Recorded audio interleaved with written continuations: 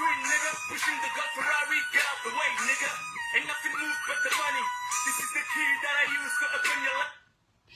Je ne comprends pas.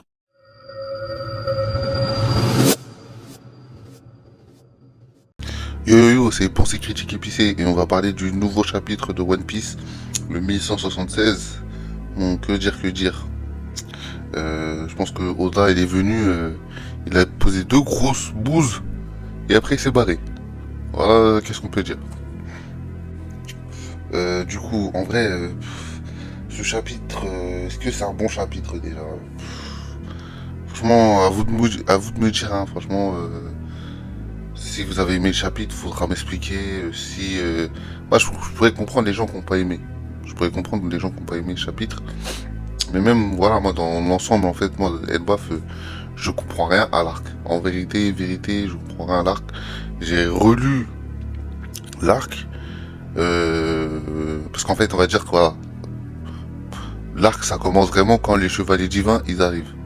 Parce qu'au début, c'est un peu de la visite, etc. Mais quand les chevaliers divins ils arrivent, c'est là que commence, on va dire, l'histoire. Mais au final, tu te dis, mais je l'avais dit dans ma revue précédente, ça aurait pu être un arc comme Zou. Parce que là, en fait, il se passe pas grand chose. Là, qu'est-ce qui se passe au début? Bah, ils étaient de la Sanji, mais c'est Nami qui s'occupe de ça. Et moi, je me dis, pourquoi Ghibli n'a pas utilisé ces techniques d'eau, vu que c'est un homme poisson? Il aurait pu éteindre la Sanji depuis longtemps, en fait. Donc ça devait déjà être un problème réglé. Pourquoi nous faire la moitié du chapitre sur ça?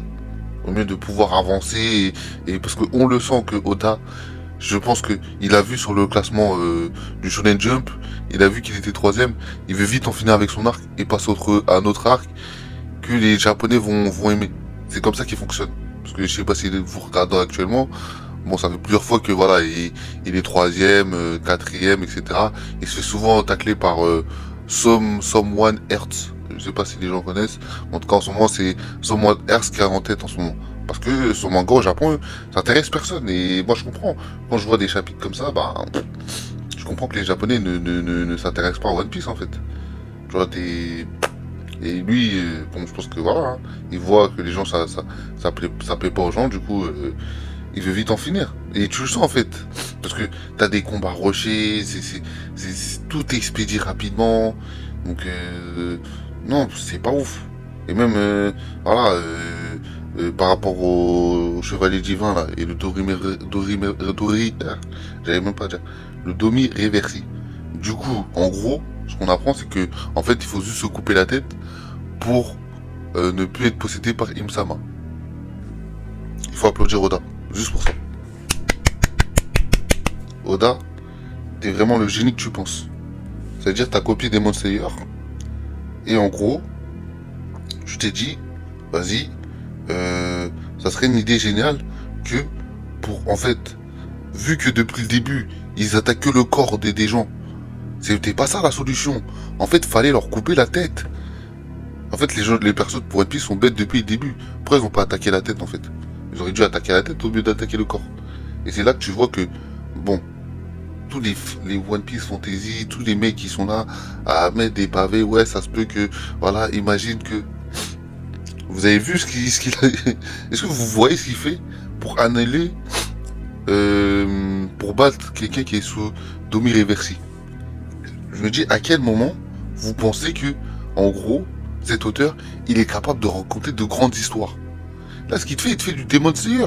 En fait, ce que vous n'avez pas compris, Oda, lui, là, il regarde les mêmes trucs que nous.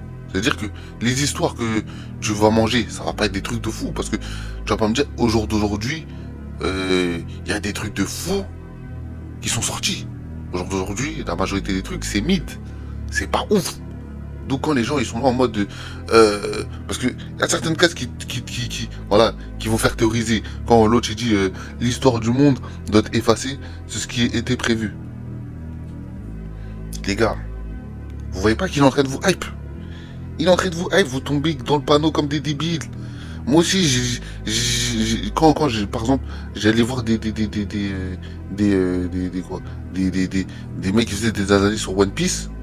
Juste sur ce genre de phrases, ils étaient là, ils te faisaient des longues théories. Ah ouais, ça se peut, Oda, il va te raconter le siècle oublié. Ouais, ça se peut que... Eh, les gars, faut arrêter de se faire des films. Ça, là, quand tu vois une case comme ça, faut se dire, il veut juste te hype. Il veut juste te hype parce qu'il a rien à raconter. Il a rien à raconter en vérité. Il n'a rien à raconter. C'est ça la vérité. Il n'a rien à raconter. Il veut juste vous hype. Donc, ne tombez pas dans le panneau. Ça, c'est du bluff.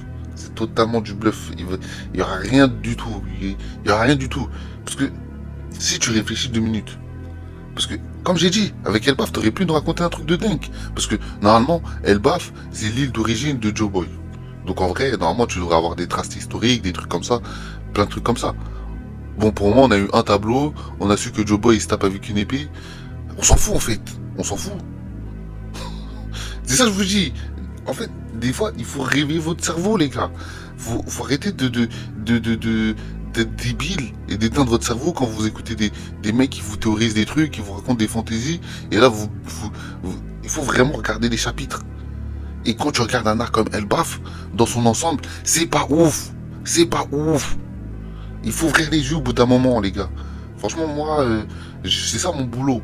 C'est vraiment de vous faire ouvrir les yeux. Que votre gars là, c'est pas ouf ce qu'il fait. Parce que même là, tu peux regarder encore comment le Domi Reversi s'annule pour Doggy et Broggy. Ils se coupent la tête et boum, ils reviennent. C'est bon, on est redevenu normal. Vous trouvez pas qu'il y a un problème? Vous pensez vraiment que là, on est face à un génie, là, quand il nous trouve ce genre d'idée, en mode, ah ouais, bon, comment annuler le Domi Reversi? Il se coupe la tête, c'est bon. Vous trouvez que c'est vraiment un génie? Parce qu'il a fait ça. Si vous trouvez que c'est vraiment un génie, c'est que waouh, vraiment, le manga game, il est tombé bas, hein, pour dire que ça, c'est du génie. Parce que, je vous rappelle, on avait quand même SNK, où t'avais Eren, voilà, il a complètement changé le nom du titre du manga. Parce que de base, c'était l'attaque des titans, on apprend que oui. En fait, non, son nom, c'est pas... En fait, son nom, c'est quoi? C'est le titan qui attaque, ou un truc comme ça en japonais. Du coup, ouais, ça change tout totalement le titre du manga, en fait. Et même, par exemple, Révélation Rainer Berthold. Les gars, réveillez-vous! Réveillez-vous! Il y a des mangas. Et il y a des mangas, ils ont fait mieux. Ils ont fait mieux, les gars. En fait, il faut juste ouvrir vos cerveaux, en fait. Il y a des mangas qui ont fait mieux. Il y a des mangas qui ont fait mieux. En termes d'intrigue, en termes de suspense, il y a des mangas qui ont fait mieux. Tu regardes juste SNK, ça l'éteint tous les jours. Tous les jours. Tous les jours. Et tu sens que Isayama, quand il a fait SNK, tu sens que le mec, il s'est cassé la tête. Mais là, quand je vois Oda, là, il se casse même pas la tête. Lui, c'est, ah, ils ont pas visé le corps, ils visent le corps. Ah non, en fait, voilà, en fait, la solution, c'était de viser la tête. Ah, vous êtes bêtes, les mecs, prof, vous visez le corps depuis le début. Fallait juste viser la tête. Bref. Non mais gars, il faut vous réveiller au bout d'un moment, votre gars, c'est une fraude. C'est une fraude de ouf. Donc voilà, et même tous les gens, même dans les théories de puissance, parce que là, comment tu m'expliques que le mec, il a le pouvoir éveillé, il se fait one shot, hein, il se fait one shot, et en plus, Sanji, juste avec une de ses attaques basiques, il lui met un coup dans la tête, bam, son crâne s'effondre, vas-y, fini, c'est fini. Donc, j'ai même pas les mots carrément, parce que tellement il y a des gens qui font des théories de puissance, des trucs comme ça, je me dis, est-ce que vous lisez les chapitres, les gars? Est-ce que vraiment, en fait, vous êtes dans l'interprétation de fou, là. Là, on regarde même plus le même manga. On regarde même plus la même chose, là. Vous, je sais pas ce que vous regardez. Moi, en tout cas, moi, je sais que je lis One Piece. Et je sais que c'est pourri.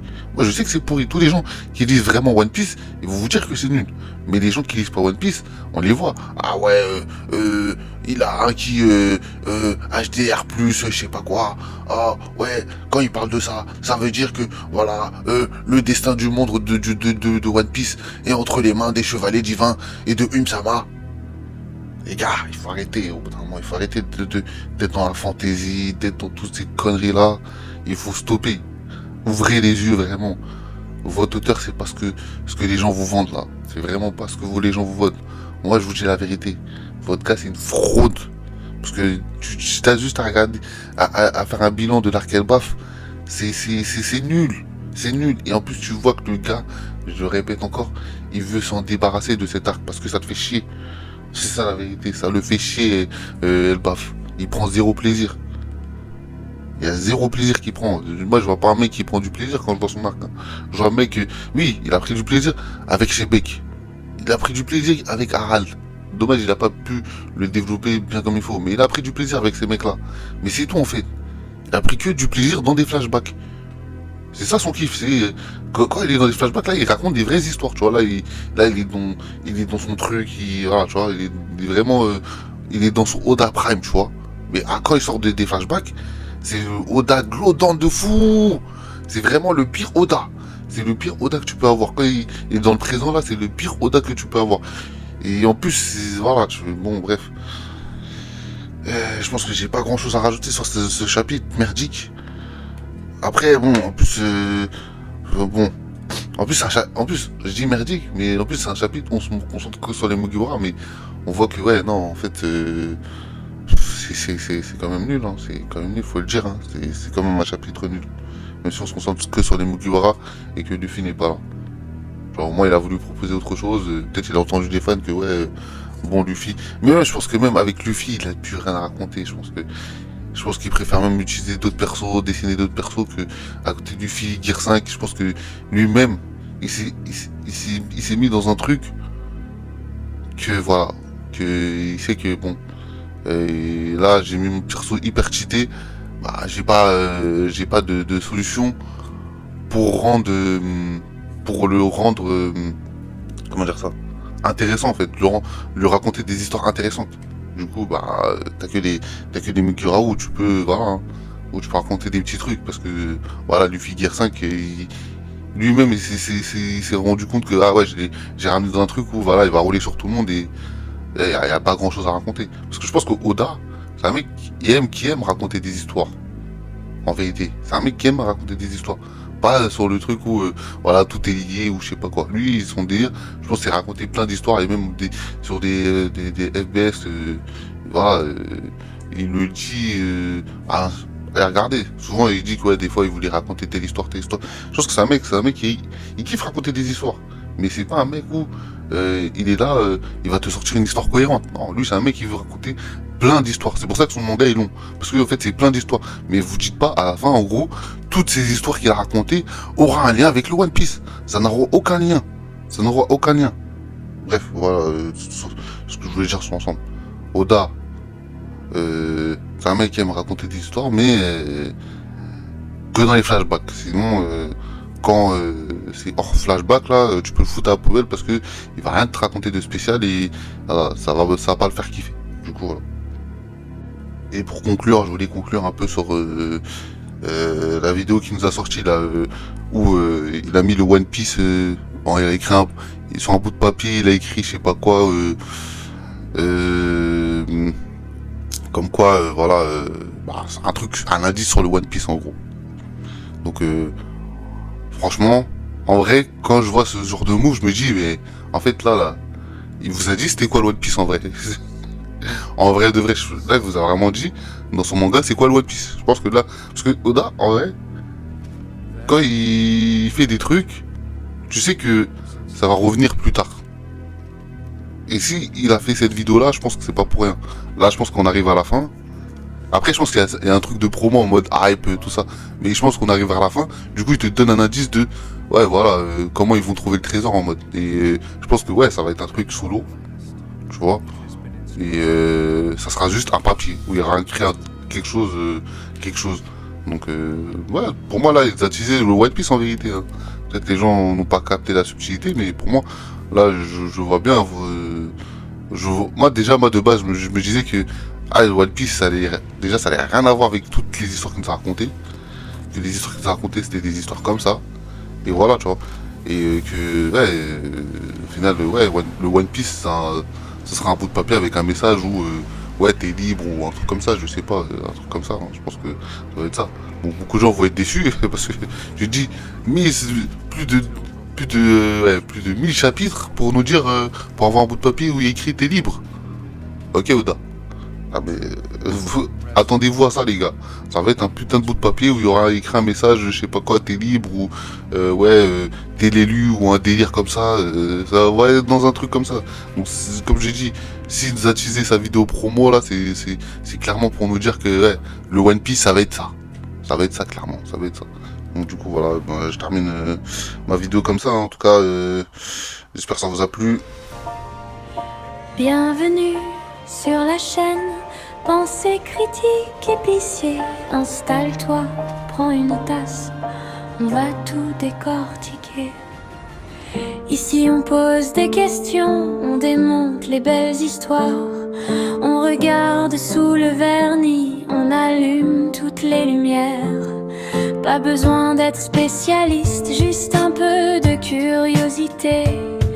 On apprend, on doute, on insiste, on rit aussi, faut respirer. Bienvenue, bienvenue dans ta bulle de liberté, où l'on cogite, où l'on bouscule les idées trop bien régies. Bienvenue, bienvenue, si tu veux tout questionner. Pensée critique, épicée, tu vas plus jamais t'ennuyer.